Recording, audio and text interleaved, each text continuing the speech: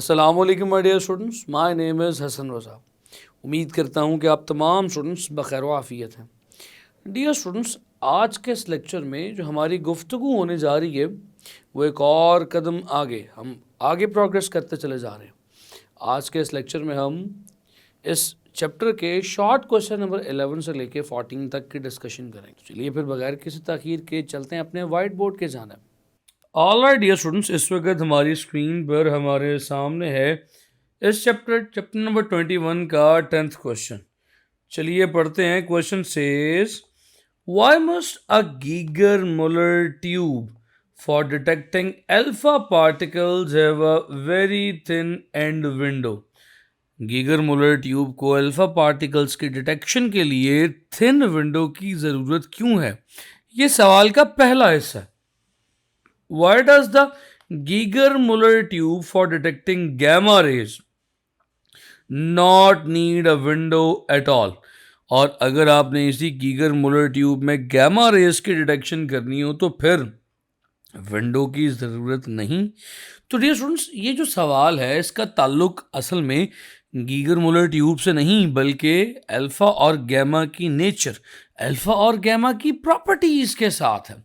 Dear students, देखिए, अगर आप किसी भी रेडिएशन को गीगर मुलर ट्यूब के ज़रिए से डिटेक्ट करना चाहते हैं तो तरीका सिर्फ एक है, वो ये है कि उस रेडिएशन का गीगर मुलर ट्यूब में एंटर होना ज़रूरी है। और गीगर मुलर ट्यूब में चूंकि गैस फील्ड होती है तो इसके इस एंड को यकीनन सील होना चाहिए। अब अगर हम इस एंड को मेटल से सील कर दें, कोई मेटल का कवर लगा के मुकम्मल तौर पे बंद कर दें, तो प्रॉब्लम ये होगी डियर स्टूडेंट्स, अल्फा की पेनिट्रेशन तो लीस्ट है। अल्फा मेटल को पेनिट्रेट करके अंदर नहीं जा पाएगा, और अगर अंदर जा ही नहीं पाएगा तो फिर डिटेक्शन भी नहीं हो पाएगी।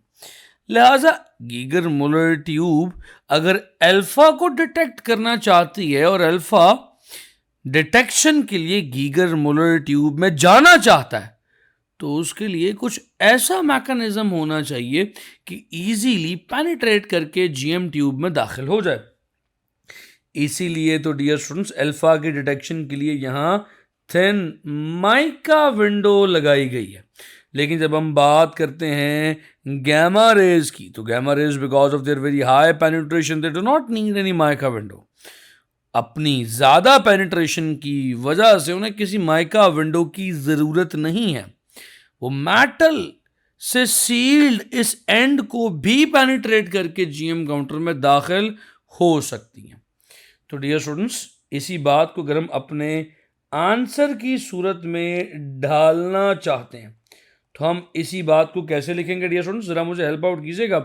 हम पॉइंट नंबर 1 में ये कहने की कोशिश करेंगे कि अगर हम अल्फा रेज की डिटेक्शन चाहते हैं तो अल्फा रेज को एंटर करना पड़ेगा एन जीएम काउंटर, और उन्हें एंटर करने के लिए कोई बहुत थिन चीज़ चाहिए जिसे वो इजीली पेनिट्रेट करके जा सकें because of their least penetrating power. So हम ये कहेंगे अल्फा पार्टिकल्स, किस वजह से भाई? सब कुछ उनकी लीस्ट पेनिट्रेटिंग पावर्स की वजह से। तो alpha particles due to their least penetrating power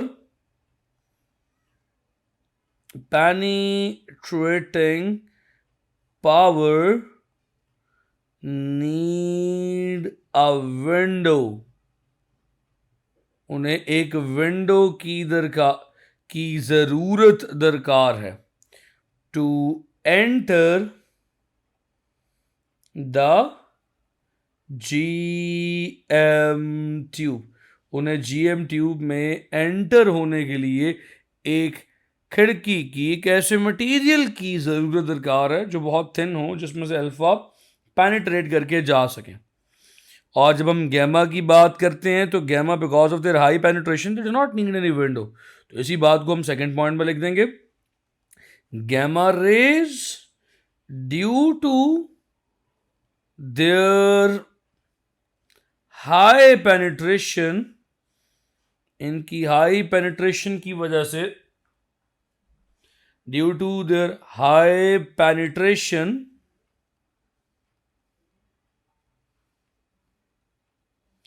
they do not need any window to enter GM tube. उनकी हाई पेनिट्रेशन की वजह से उन्हें किसी किस्म की विंडो की ज़रूरत नहीं है एक GM ट्यूब में दाखिल होने के लिए. डियर स्टूडेंट्स, ये तो हमारे चैप्टर का 10th क्वेश्चन था जो आपने अपने सामने सॉल्व होता हुआ देखा. चलिए अब अगले सवाल की जानिब मूव ऑन करते हैं. ऑलरेडी डियर स्टूडेंट्स, इस वक्त हमारे पास स्क्रीन पर 21.11th क्वेश्चन मौजूद है. क्वेश्चन क्या है, चलिए पढ़ते हैं. Describe the principle of operation of solid state detector of ionising radiation in terms of generation and detection of charge carriers. ये बात थोड़ी सी इंपॉर्टेंट है. डियर स्टूडेंट्स, जो सॉलिड स्टेट डिटेक्टर है, आप जानते हैं कि वो आयनाइजिंग रेडिएशंस को डिटेक्ट करता है, इसलिए वो रेडिएशन डिटेक्टर कहलाता है. यानी रेडिएशन डिटेक्टर्स के टॉपिक में आपने 3 रेडिएशन डिटेक्टर्स पढ़े थे. एक विल्सन क्लाउड चैम्बर था, वो भी आयनाइजिंग रेडिएशंस की इंटेंसिटी को, उनके पाथ को ऑब्जर्व करवा सकता था, दिखा सकता था एक ऑब्जर्वर को. फिर उसके बाद आपने GM काउंटर पढ़ा, गीगर मुलर काउंटर. वो सिर्फ रेडिएशन को काउंट कर सकता था, उसमें भी कुछ फ्लॉज थे, आपने वो भी देखे. फिर उसके बाद आपने कहा था कि जो फ्लॉज GM काउंटर में हैं, जो उसके डिसएडवांटेजेस हैं, उन्हें एड्रेस किया गया है, उन्हें दुरुस्त कर दिया गया है किसमें, सॉलिड स्टेट डिटेक्टर में. सॉलिड स्टेट डिटेक्टर भी different ionising radiations alpha, beta, gamma को डिटेक्ट करने के लिए इस्तेमाल होता है. अब सवाल ये पैदा होता है कि इसका प्रिंसिपल क्या है. हमें इसका प्रिंसिपल ऑफ ऑपरेशन समझना है कि कैसे आखिर इसमें चार्ज कैरियर्स की मदद से रेडिएशंस डिटेक्ट भी हो सकती हैं. स्टूडेंट्स, इसके प्रिंसिपल को समझने के लिए ज़रूरी है कि पहले आप इसकी डायग्राम को समझ लें, यानी इसकी कंस्ट्रक्शन समझ लें. जो मैंने बुक वाली ही पिक्चर आपके सामने रखी है ताकि आपको समझने में ज़रा आसानी हो, दुश्वारी ना हो. Dear students, this is a simple semiconductor diode. एक P टाइप रीजन आप देख सकते हैं और उसके ऊपर आप एक N टाइप रीजन देख सकते हैं. This N type region is very thin. Major P type region है, यह आमतौर पर सिलिकॉन या जर्मेनियम का बना होता है. थोड़ा सा पहले हम समझेंगे डियर स्टूडेंट्स, उसके बाद लिखेंगे. और उसके ऊपर एक thin layer N type region की होती है. दरमियान में ज़ाहिर है हमारा डिप्लीशन रीजन बन रहा होगा. डियर स्टूडेंट्स, ये जो N टाइप रीजन है, ये इस कदर थिन है कि यूं महसूस होता है कि जैसे डिप्लीशन रीजन या जो जंक्शन है वो सामने सरफेस पर ही बन रही है. बहुत थिन N टाइप रीजन है और उसके ऊपर हमने गोल्ड की प्लेटिंग की हुई है, गोल्ड से कोट किया हुआ है. गोल्ड से कोट करने का सिर्फ फ़कत मकसद ये होता है कि कंडक्शन बहुत अच्छी हो सके, कि आपने जब डायोड को एक्सटर्नल सर्किट के साथ ज्वाइन करना है तो जॉइनिंग पॉइंट्स पर, जहाँ पर जॉइंट्स हैं, कनेक्शंस हैं वायर के, वहाँ पर किसी किस्म की रेजिस्टेंस ना बढ़ जाए, मैक्सिमम कंडक्शन पॉसिबल हो सके. डियर स्टूडेंट्स, अगर आप देखें तो आपने सेमीकंडक्टर डायोड को रिवर्स बायसिंग में कनेक्ट किया. N टाइप को आपने पॉजिटिव को और N टाइप को आपने पॉजिटिव से और P टाइप को आपने नेगेटिव से जोड़ा हुआ. तो लिहाजा नॉर्मल कंडीशन में कोई करंट एक्सटर्नल सर्किट में से पास नहीं कर रहा. आपको चाहिए मिनॉरिटी चार्जेस. आप जानते हैं कि रिवर्स बायसिंग में मिनॉरिटी चार्जेस की वजह से करंट फ्लो करता. स्टूडेंट्स, जैसे ही कोई आयनाइजिंग रेडिएशन या आयनाइजिंग पार्टिकल्स आप इस जंक्शन पे फॉल करवाते हैं, मैंने बोला जंक्शन पे क्योंकि N टाइप इस कदर थिन है कि जो रेडिएशंस या पार्टिकल्स फॉल कर रहे हैं वो डायरेक्टली जंक्शन पे कर रहे हैं. डियर स्टूडेंट्स, वो जंक्शन पर मौजूद डिफरेंट एटम्स में आयनाइजेशन प्रोड्यूस कर देंगे. जो डिप्लीशन रीजन पे, जंक्शन पे जो एटम्स मौजूद हैं उन्हें आयनाइज कर देंगे, जिसकी वजह से माइनॉरिटी चार्जेस प्रोड्यूस होना शुरू हो जाएंगे. डियर स्टूडेंट्स, जो इलेक्ट्रॉन्स प्रोड्यूस होंगे वो चले जाएंगे एन टाइप रीजन में, जो होल्स प्रोड्यूस होंगे वो आ जाएंगे इस पी टाइप रीजन में। ज़ाहिर है कि ये जो इलेक्ट्रॉन्स हैं पीछे मौजूद पॉजिटिव से अट्रैक्ट होंगे और एक करंट सर्किट में फ्लो करना शुरू कर देगा। डियर स्टूडेंट्स, इस करंट की इंटेंसिटी को हम डायरेक्टली प्रोपोर्शनल कह सकते हैं इंटेंसिटी ऑफ द पार्टिकल्स। जितने ज़्यादा पार्टिकल्स आकर टकराएंगे उतनी ज़्यादा आयनाइजेशन होगी और उतनी ज़्यादा आयनाइजेशन से उतना ही ज़्यादा करंट फ्लो करेगा। तो करंट को देखते हुए हम बता सकते हैं कि इंटेंसिटी ऑफ पार्टिकल्स क्या है, एनर्जी ऑफ पार्टिकल्स क्या है, कितने पार्टिकल्स आकर टकरा रहे हैं। तो this is how a solid state detector works. तो इसी बात को छोटे छोटे पॉइंट्स के सूरत में लिखते हैं हम। डियर स्टूडेंट्स, वैसे तो ये टॉपिक हमने अपने लॉन्ग क्वेश्चन के एतबार से during the discussion of the chapter भी पढ़ा हुआ है।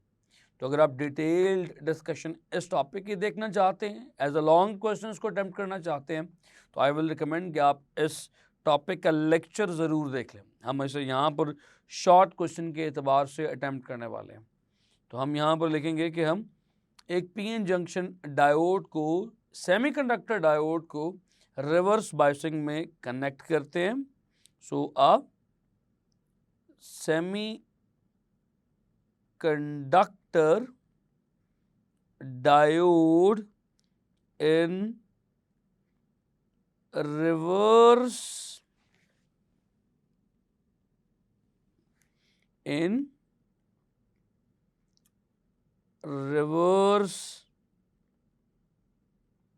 biased state is called, simple यही है, is called solid state detector। Dear students, ये तो सॉलिड स्टेट डिटेक्टर के ऊपर ज़रा सी बात होगी, इसका इंट्रोडक्शन हो गया। अब सवाल ये पैदा होता है कि आखिर ये डिटेक्शन कैसे करेगा। तो आप कहेंगे when the radiation fall on the junction they produce ions। when the radiation falls on the junctions they produce charges। वो जो चार्जेस प्रोड्यूस होंगे उनकी वजह से सर्किट में करंट पैदा हो जाएगा।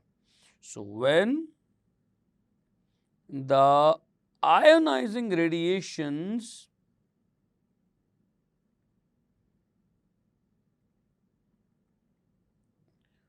fall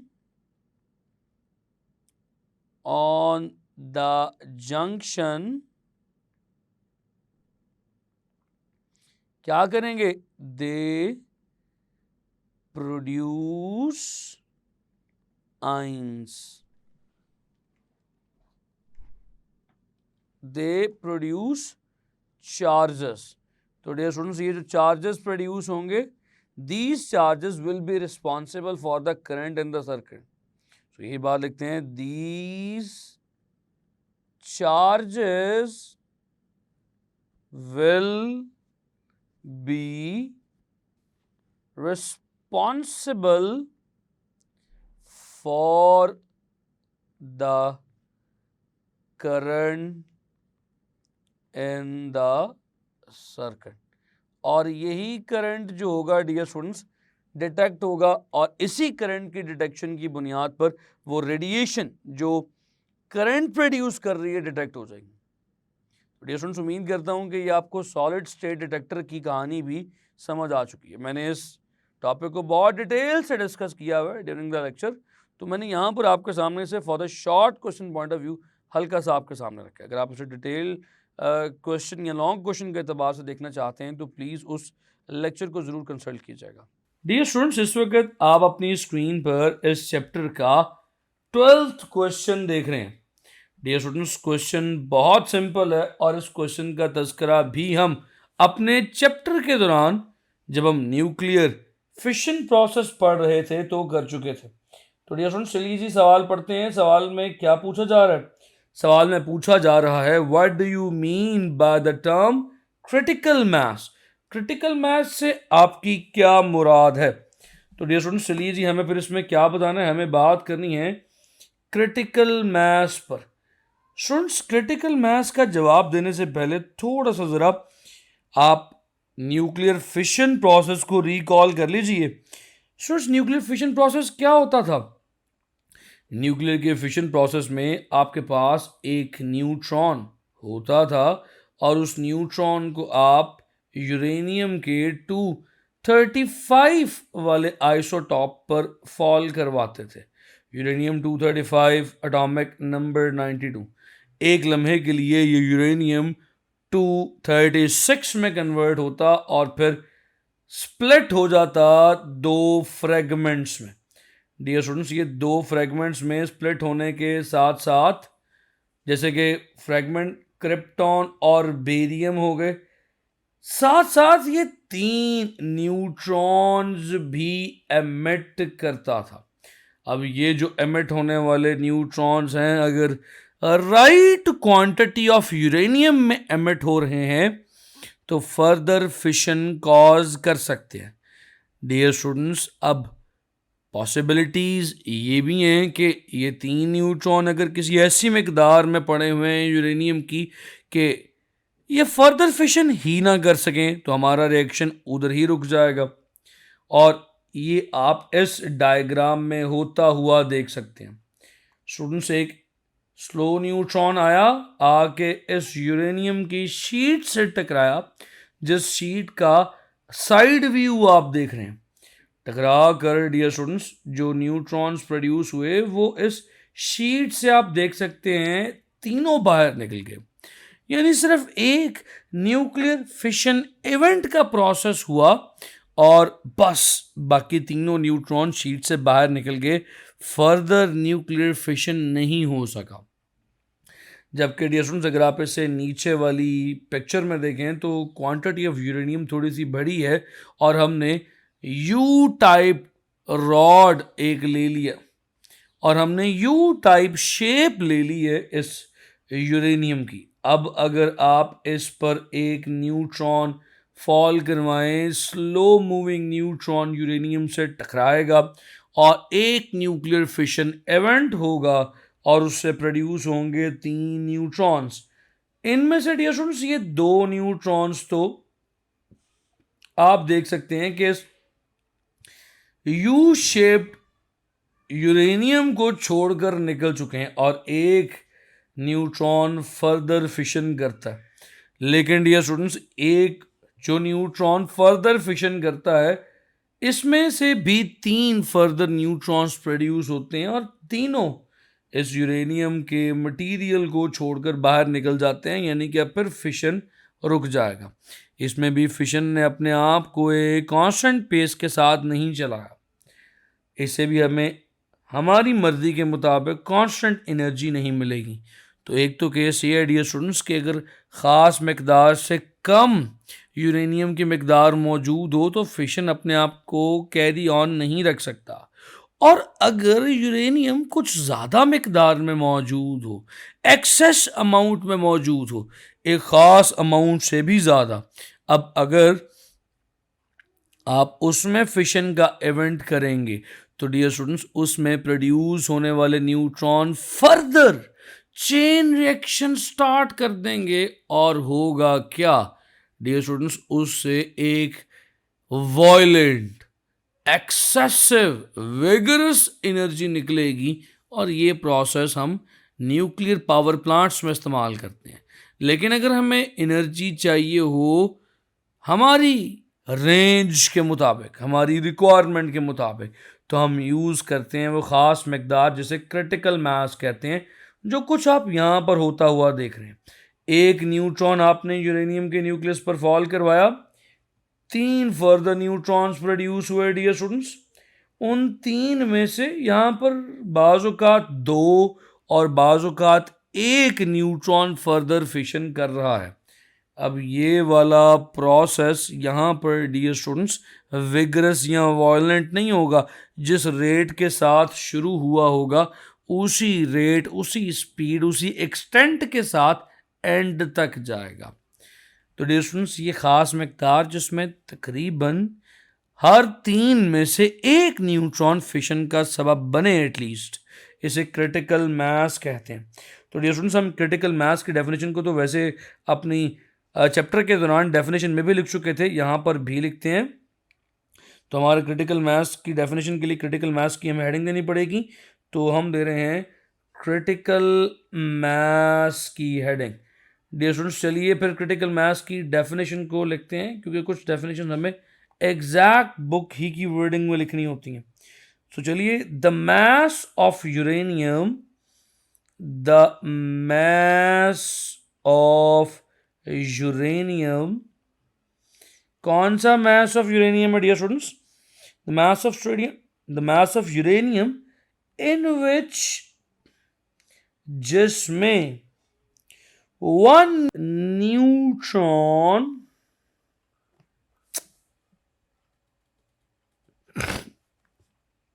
one neutron out of all neutron produced,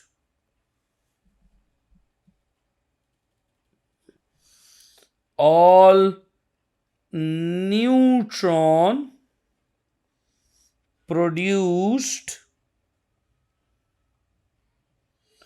in the fission, in the one fission reaction produces further fission reaction.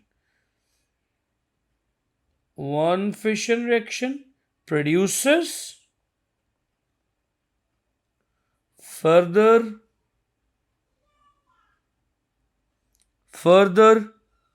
fission reaction, यानी कि एक ऐसी खास मिकदार, एक ऐसा खास मास ऑफ यूरेनियम जिसमें एक फिशन में प्रोड्यूस होने वाले तमाम न्यूट्रॉन्स में से कोई एक न्यूट्रॉन, एटलीस्ट एक न्यूट्रॉन फर्दर फिशन कॉज कर सके, वो मिकदार यूरेनियम की क्रिटिकल मास, क्रिटिकल मिकदार, खास मिकदार कहलाएगी।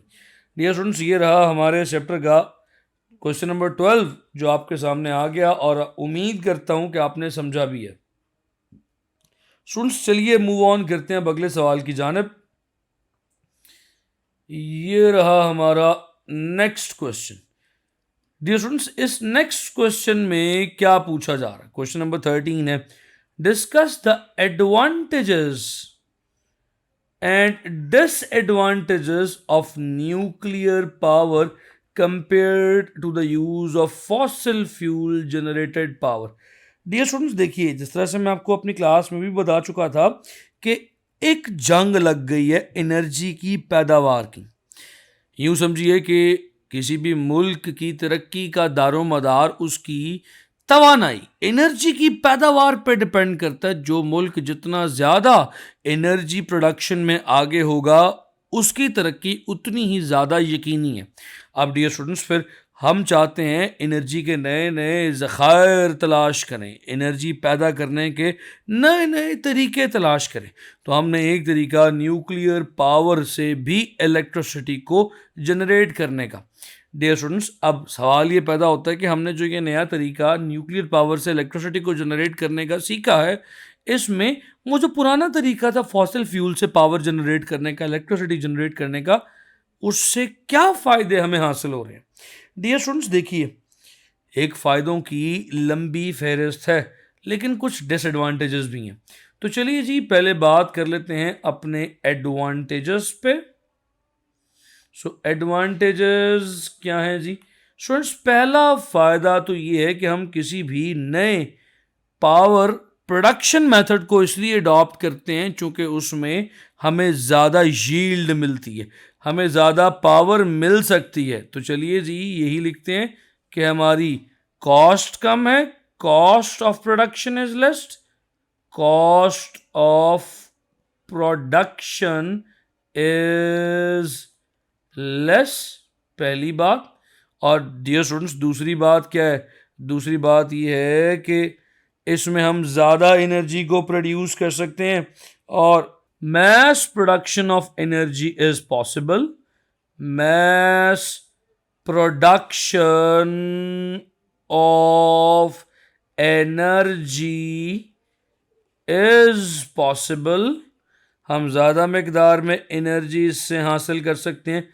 तीसरा डियर स्टूडेंट बेनिफिट ये है कि इससे जो फाइनली हमें इलेक्ट्रिसिटी मिलेगी वो भी चीप होगी। सो हम ये कह सकते हैं कॉस्ट ऑफ इलेक्ट्रिसिटी जो हमें फाइनली मिल रही होगी will be less, cost of electricity भी लेस है। और डियर स्टूडेंट्स जो चौथा फायदा है वो ये भी है कि इसमें किसी किस्म का स्मोक जनरेट नहीं होता। तो no smoke is released, no smoke is released, ये भी एक बेनिफिट है इसका। और इसका जो वेस्ट है आप उसे भी प्रोसेस कर सकते हैं, इसके वेस्ट को भी किसी जगह पे यूज किया जा सकता है। तो डियर स्टूडेंट्स आपने इसका 5वां पॉइंट अब लिखना है, वेस्ट जो इसमें प्रोड्यूस हो रहा है इज प्रोसेसेबल, आप इसके वेस्ट को प्रोसेस भी कर सकते हैं। डियर स्टूडेंट्स प्रोसेसेबल का मतलब ये है कि जो वेस्ट प्रोड्यूस होगा उसे किसी हद तक आप रीयूज कर सकते हैं, उसकी रेडियो एक्टिविटी से आप किसी हद तक फ़ायदा उठा सकते हैं, लेकिन जो मेन चीज़ है वो स्टिल यही है कि किसी हद तक उस रेडियो एक्टिव वेस्ट की रेडियो एक्टिविटी ख़त्म नहीं होती, लेकिन हम उसे प्रोसेस करना छोड़ देते हैं क्योंकि हम एक हद से ज़्यादा उसे प्रोसेस नहीं कर सकते। एक हद के बाद उसकी अफादियत ख़त्म हो जाती है। डियर स्टूडेंट्स ये तो इसके एडवांटेजेस की कुछ लिस्ट हो गई, अब बात कर लेते हैं इसके डिसएडवांटेजेस की। डिसएडवांटेजेस को डिस्कस करने के लिए हम इस वाइट बोर्ड की दूसरी जानिब आ रहे हैं और यहाँ पर हेडिंग दे रहे हैं डिसएडवांटेजेस की। डियर स्टूडेंट्स डिसएडवांटेजेस यानी कि नुकसानात, या हमें जो इसके फायदे नहीं है बल्कि नुकसान है, वो क्या है? डियर स्टूडेंट सबसे बड़ा नुकसान इसका इटसेल्फ यही है कि इसमें बहुत ज़्यादा रिस्क इन्वॉल्व रहता है हमेशा। Huge amount of risk is always there, तो यही इसका पहला रिस्क है, huge amount of risk is always there. कुछ ना कुछ खतरा, कुछ ना कुछ रिस्क हमेशा मौजूद है, क्योंकि पास्ट में ऐसे बहुत सारे इंसिडेंट्स हो चुके हैं जिनमें कोई न्यूक्लियर पावर प्लांट किसी वजह से फंक्शन करना बंद कर देता है और फिर कोई एक्सप्लोजन की वजह से बहुत सारी अमवात भी हो जाती हैं और आसपास का सारा इलाका भी बुरी तरह से रेडिएशन से इफेक्ट हो जाता है। तो with the passage of time modern techniques की इन्वेंशन के साथ साथ ये रिस्क फैक्टर कम तो हुआ है, लेकिन बहरहाल मौजूद ज़रूर है। डियर स्टूडेंट्स उसके बाद दूसरा इसका डिसएडवांटेज ये है कि it involves a huge amount of radiations. अब इसमें रेडिएशन इफेक्ट एक बहुत बड़ा डिसएडवांटेज है। सो हम इसी का दूसरा डिसएडवांटेज लिखेंगे, it has a radiation effect. It has a radiation effect. Radiations का इफेक्ट बहरहाल इस प्लांट में काम करने वाले वर्कर्स पे किसी ना किसी हद तक होता रहता है। और डियर स्टूडेंट्स जो तीसरा डिसएडवांटेज है वो पांचवें एडवांटेज से एक कदम आगे है। फिफ्थ एडवांटेज हमने क्या लिखा है डियर स्टूडेंट्स, इसका वेस्ट प्रोसेसेबल है, और मैंने अभी ये लिखते हुए बताया भी था कि जो उसका प्रोसेसेबल वेस्ट है आखिर किसी हद तक प्रोसेस हो सकता है, नॉट बियॉन्ड दैट। अब जब आपके लिए वो वेस्ट फायदेमंद नहीं रहता उसके बाद भी वो हाईली रेडियो एक्टिव ज़रूर रहता है। डियर स्टूडेंट्स वो हाईली रेडियो एक्टिव होने की वजह से ना तो किसी समंदर में फेंका जा सकता है ना अंडर डियर स्टूडेंट्स वो हाईली रेडियो एक्टिव होने की वजह से ना तो किसी समंदर में फेंका जा सकता है ना ज़ेरे ज़मीन दफन किया जा सकता है, यानी कि उसका डिस्पोजल एक बहुत बड़ी प्रॉब्लम है। तो आप इसी बात को कैसे लिखेंगे? आप लिखेंगे रेडियो एक्टिव वेस्ट। जो रेडियो एक्टिव वेस्ट है that can not be dumped, उसका डंपिंग प्रोसेस एक मसला बना हुआ है। So radioactive waste can not be disposed, उसे डिस्पोज या डंप नहीं किया जा सकता। It's disposal is a big problem. इसका डिस्पोजल, इसे फेंकना, इसे ज़ाया करना एक अच्छा खासा बड़ा मसला है।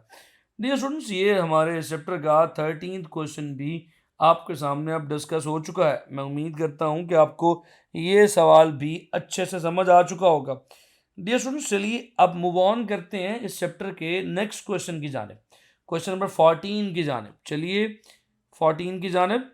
डियर स्टूडेंट्स, ये रहा हमारे सामने इस चैप्टर का 14th क्वेश्चन।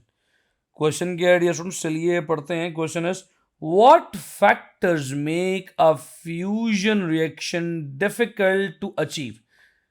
कौन से ऐसे फैक्टर्स हैं जो इस फ्यूजन रिएक्शन को मुश्किल बना देते हैं? कौन से ऐसे रिएक्शन हैं जिनकी वजह से फ्यूजन रिएक्शन कमर्शलाइज नहीं हो सका, अचीवेबल नहीं है? डियर स्टूडेंट्स, फ्यूजन रिएक्शन है क्या, जरा रिकॉल कर लें। फ्यूजन रिएक्शन में हम दो छोटे न्यूक्लियाइज को, फ्यूजन रिएक्शन में डियर स्टूडेंट्स हम दो छोटे न्यूक्लियाइज को एक दूसरे के करीब लाने की कोशिश करते हैं। यानी कि फॉर एग्जांपल, अगर एक ये न्यूक्लियस है और ये दूसरा न्यूक्लियस है, इन दोनों को जोड़ना चाहते हैं। स्टूडेंट्स, न्यूक्लियस में बेसिकली जो प्रोटॉन्स हैं वो एक प्रॉब्लम क्रिएट करते हैं ड्यूरिंग द फ्यूजन प्रोसेस। मान लीजिए ये एक प्रोटॉन है और ये दूसरा प्रोटॉन है, आप दो प्रोटॉन्स को फ्यूज करना चाह रहे हैं। अब प्रॉब्लम ये होगी डियर स्टूडेंट्स, दो प्रोटॉन्स को फ्यूज इसलिए नहीं किया जा सकता, सिमिलर चार्ज होने की वजह से। They have strong force of repulsion. ये इलेक्ट्रोस्टैटिक फोर्स हमें बताती है कि ये फोर्स चार्जेस के मैग्नीट्यूड के प्रोपोर्शनल है और डिस्टेंस के स्क्वायर के इन्वर्सली प्रोपोर्शनल है। और पॉजिटिव चार्जेस सिमिलर चार्जेस हैं, और पॉजिटिव चार्जेस सिमिलर चार्जेस हैं, तो लिहाजा इन सिमिलर चार्जेस में ये फोर्स रिपल्शन की फोर्स होगी। तो डियर स्टूडेंट्स, जब भी आप इन दोनों चार्जेस को करीब लाना चाहेंगे तो ये इलेक्ट्रोस्टैटिक फोर्स इन दोनों चार्जेस को दूर भेजना चाहेगी। लिहाजा आपको इन दोनों को करीब लाने के लिए बहुत ज़्यादा फोर्स लगानी पड़ेगी, बहुत ज़्यादा एनर्जी देनी पड़ेगी। अब डियर स्टूडेंट्स, एनर्जी देने का एक तरीका तो टेम्परेचर भी है। आखिर कितनी एनर्जी दी जाए कि टेम्परेचर राइज करे तो ये दोनों न्यूक्लियाई आपस में फ्यूज कर जाएं? सवाल ये पैदा होता है डियर स्टूडेंट्स, कौन सा टेम्परेचर इस फ्यूजन प्रोसेस के लिए फिजिबल है? तो डियर स्टूडेंट्स, तकरीबन 10⁻⁷ डिग्री सेंटीग्रेड का टेम्परेचर न्यूक्लियर फ्यूजन के लिए फिजिबल है। ये एक बहुत ह्यूज अमाउंट ऑफ टेम्परेचर है जो आम हालात में अचीवेबल नहीं है।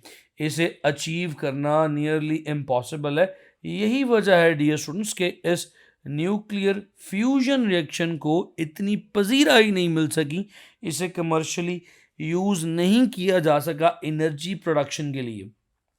अब डियर स्टूडेंट्स, हमें इसी बात को अपने आंसर की सूरत में लिखना है। हम ये कहेंगे कि जब दो न्यूक्लियाई को करीब लाया जाता है तो स्ट्रॉन्ग फोर्स ऑफ रिपल्शन हमेशा मौजूद रहती है जो इस रिएक्शन को अचीव करना मुश्किल बना देती है। तो चलिए लिखते हैं, when two nuclei are brought close together,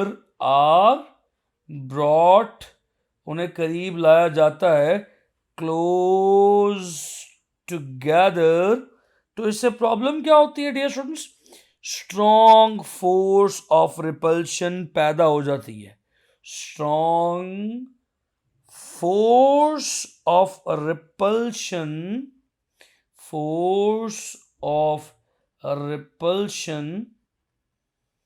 comes into play, ये पैदा हो जाती है और अपना जादू दिखाना शुरू कर देती है। अब इस जादू को, स्ट्रॉन्ग फोर्स ऑफ रिपल्शन को ओवरकम करने के लिए we need high velocity, we need high energy. So in order to overcome this, we need